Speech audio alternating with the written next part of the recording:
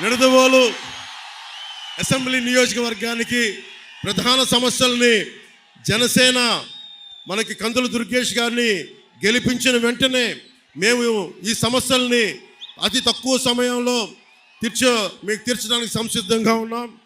చిన్న కాశీ రేవుకి వెళ్ళే మార్గాన్ని పునరుద్ధరణ చేయడం, నిడదవోలులో 100 పడకల ఆసుపత్రి నిర్మాణాన్ని పూర్తి చేయడం, నిడదవోలు పట్టణంలో మనం ఎదుర్కొంటున్న డంపింగ్ యార్డ్ సమస్యని అత్యంత తక్కువ కాలంలో పరిష్కారం చేయటం, గోదావరి జలాల్ని నిడదవోలు పట్టణ ప్రజలకి అందేలా చర్య తీసుకోవటం, స్వచ్ఛమైన నీటిని ప్రజలకు అందించడం, ముఖ్యంగా యువతకి ఒక ఇండోర్ స్టేడియాన్ని నిర్మించడం,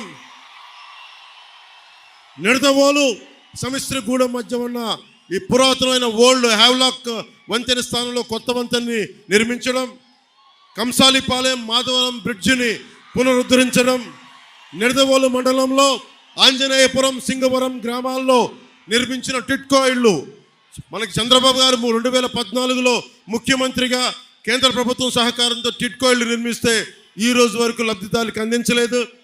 మన కూటమి ప్రభుత్వం రాగానే లబ్ధిదారులందరికీ టిట్కో ఇళ్ళని అందిస్తాం. అర్హులైన ప్రతి ఒక్కరికి టిట్కో ఇళ్ళని అందిస్తాం.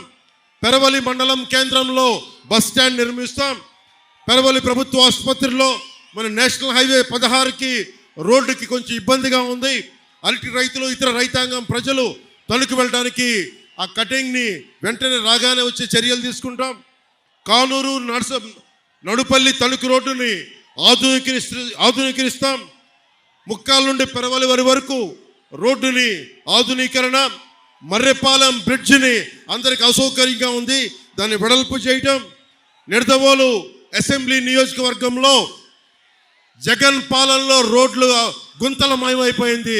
వచ్చిన 3 నెలల సమయంలోనే గుంతలన్నీ పూడ్చి కొత్త రోడ్లకి మాకు వేసే చర్యలను తీసుకుంటామని తెలియజేసుకుంటూ, జనసేన టీడీపీ బీజేపీ కూటమి చేపట్టబోయే ముఖ్య కార్యక్రమాల్లో ప్రతి చేతికి పని, ప్రతి చేనుకు నీరు, ఇదే జనసేన టీడీపీ బీజేపీ కూటమి లక్ష్యం.